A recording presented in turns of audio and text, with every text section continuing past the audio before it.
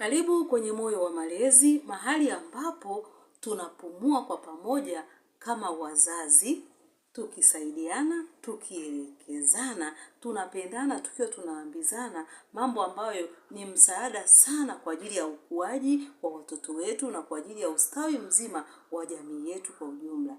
Leo tutazungumzia jambo la msingi sana ambalo mara nyingi wazazi wamekuwa wakilipita kimya kimya tu bila kulizingatia sana, ambalo ni changamoto za watoto wanapokuwa wapo likizo. Yaani watoto wako likizo, wametoka shuleni kwenye masomo yao, wako nyumbani. Wanakumbana na changamoto gani? Hivyo, karibu twende tukachambue kwa pamoja hoja 5 ambazo pia zitaweza kutusaidia na kutupa mwongozo kama wazazi ili tuweze kuwalea watoto wetu kwa pamoja, kwa upendo, kwa ushirikiano, tukihakikisha kwamba watoto wetu wanatimiza ndoto zao. Mimi ninaitwa Muhere Madam. Kama bado haujasubscribe kwenye chaneli yetu ya Moyo wa Malezi, karibu ufanye hivyo sasa hivi, kwa sababu tunakuletea maarifa sahihi kabisa kwa ajili ya watoto, kwa ajili ya familia na jamii yetu nzima. Unaweza ukatupigia simu au ukatuma ujumbe kwa namba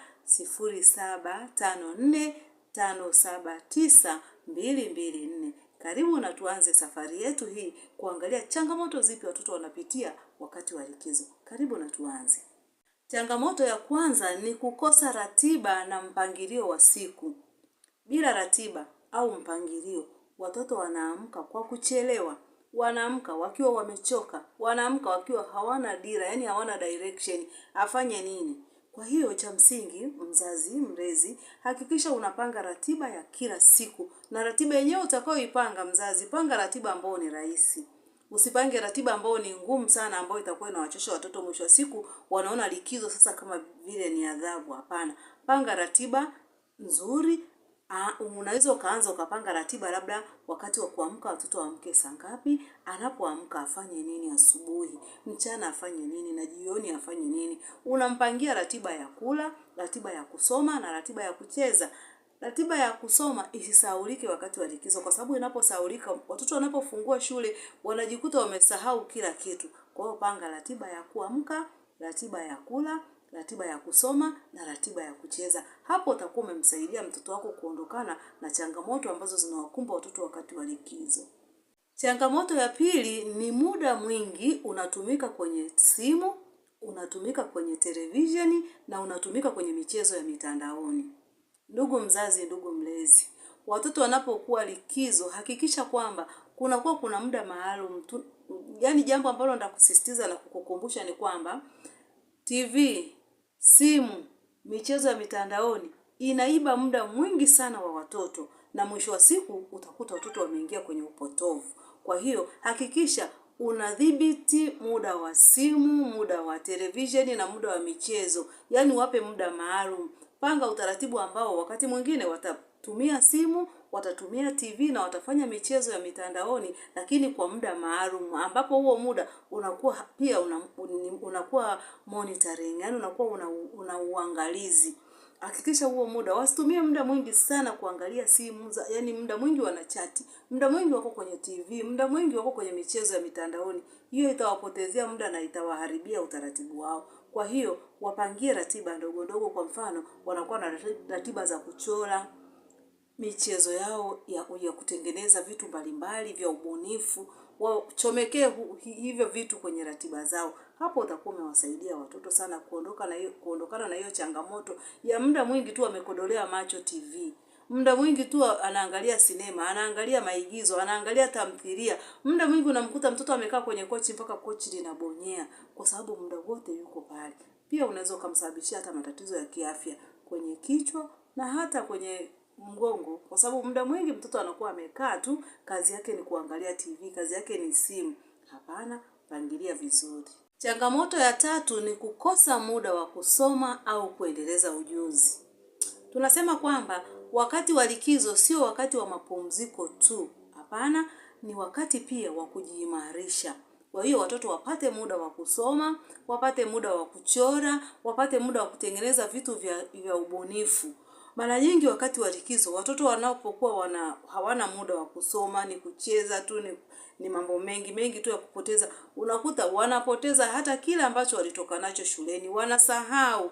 Wanapokuja kufika shuleni, walimu wanaanza kufundisha upya. Watoto walishasahau kwa sababu hawakuwa kabisa na muda wa kusoma, muda wa kuchora, muda wa kutengeneza vipaji mbalimbali walikuwa hawana. Kwa hiyo wanasahau. Ndugu mzazi, hakikisha kwamba watoto wanapata muda wa kusoma kupitia vile ambavyo walikuwa wanasoma shuleni. Wapangie hata dakika 20, dakika 30, yani nusu saa kwa siku, mtoto apate muda wa kupitia kile ambacho alikuwa anajifunza shuleni. Wafanye, wakati mwingine watoto shuleni wamepewa zile homework, ndio wakati unakuta mzazi sasa unamsimamia mtoto kwamba hakikisha ufanye kazi zako za shule umalize. Utakaporudi kwenda shuleni, package yako hakikisha umekamilisha. Mzazi, simamia hilo swala, kwa sababu mara nyingi watoto wanapenda michezo. Michezo ni mizuri kwa watoto, lakini ikizidi inakuwa mbaya. Changamoto ya 4 ni ugomvi na migogoro kwa watoto. Tukumbuke kwamba wakati wa likizo watoto wanakuwa ni wengi sana. Wanakuwa wapo nyumbani, watoto wa mtaani wanajiunga kwa pamoja, wanacheza kwa pamoja. Kwa hiyo unakuta mara nyingi kuna migogoro, kuna ugomvi baina ya watoto. Kwa hiyo sasa huo ndio muda mzuri wa mzazi kumfundisha mtoto kuomba msamaha, kumfundisha mtoto kusameheana, kumfundisha mtoto yani kutenda mema kwa watu wengine. Huo sio wakati tu wa kutoa adhabu kila wakati tu, amekosea anapigwa, amekosea anakaripiwa. Hapana. Ni wakati ambapo sasa mzazi unasimama pale kwa ajili ya kumfundisha mtoto anapokuwa amekosea afanye nini. Hiyo inamsaidia sana mtoto kujua kwamba kumbe ninapokuwa nimemkosea mwenzangu natakiwa nimuombe msamaha, nijue kusema samahani pale ambapo amekosea. Na hiyo inamsaidia pia kumfundisha kujipenda yeye na kuwapenda watu wengine. Changamoto ya 5 ni mzazi kuhisi amelemewa na majukumu. Kazi ya kulea si kazi ndogo, ni kazi kubwa sana. Yaani mzazi unakuta wakati mwingine, kwa mfano mzazi wa kike, afue, aoshe vyombo, apike, asimamie watoto, awaangalie, wasigombane, wasiumizane, wale washibe, wapumzike, watengenezee ratiba, ni kazi sana. Tukumbuke kwamba hata mzazi naye ni binadamu. Kwa hiyo mzazi, hakikisha unajipa muda wa kupumzika. Na pia unatakiwa utafute msaada, tafuta usaidizi. Si mbaya wakati mwingine ukapata usaidizi, mtu ambaye atakusaidia kuangalia watoto wakati na wewe ule unatekeleza majukumu yako mengine, au wakati unatekeleza yale majukumu yako mengine na yeye anakuwa anaangalia watoto. Kwa sababu kulea sio kazi ndogo, ni kazi kubwa sana. Ni kazi ambayo inahitaji umakini, ni kazi ambayo inahitaji upendo, ni kazi ambayo inahitaji kujitoa. Ninarudia kusema mzazi naye ni binadamu. Kwa hiyo mzazi anatakiwa apate muda wa kupumzika. Na si muda wote kuanzia asubuhi yuko bize kwa sababu watoto wako likizo. Kwa hiyo utakuta mzazi wakati mwingine anaona hii likizo sio nzuri, basi niwapeleke watoto waende kwa bibi, kwa babu, kwa nani huko wakakae. Hapana, kaa nao nyumbani wasaidie, lakini na wewe jipe muda wa kupumzika. Kumbuka, malezi sio ukamilifu, bali ni uwepo. Pia wewe kama mzazi sio kwamba unatakiwa uwe mkamilifu sana ili uweze kuhakikisha kwamba ndio umekuwa mzazi bora. Hapana, ila kutosha kwa ajili ya watoto wako.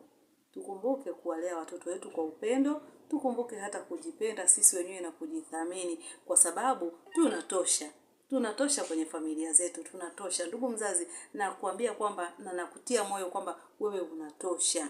Usijilinganishe na mtu mwingine, usijilinganishe na familia nyingine, kuwa wewe kwenye familia yako. Hakikisha Mungu unamweka mbele kwenye mambo yote, kwa sababu ndiye atakayeenda kusimamia kila kitu. Kwa akili zetu sisi tu binadamu hatuwezi. Kumbuka pia kwamba sisi ni familia. Wewe kama familia ya Moyo wa Malezi, tuko pamoja kuhakikisha tunashauriana, tunashirikiana na tunasaidiana kuhakikisha familia zetu zinakwenda vizuri na watoto wetu wanakuwa katika maadili na inampendeza Mwenyezi Mungu. Bila shaka umejifunza kitu kipya siku ya leo. Usiache kushare kwa mzazi mwingine ili uweze kumtia moyo asikate tamaa. Like, subscribe na comment hapo chini ukituambia ni njia gani ambazo wewe unazitumia watoto wako wanapokuwa likizo, ili tuweze kujifunza. Na pia unaweza ukatuambia unatazama video hii ukiwa wapi. Tukutane kwenye video nyingine inayofuata. Mungu akubariki sana.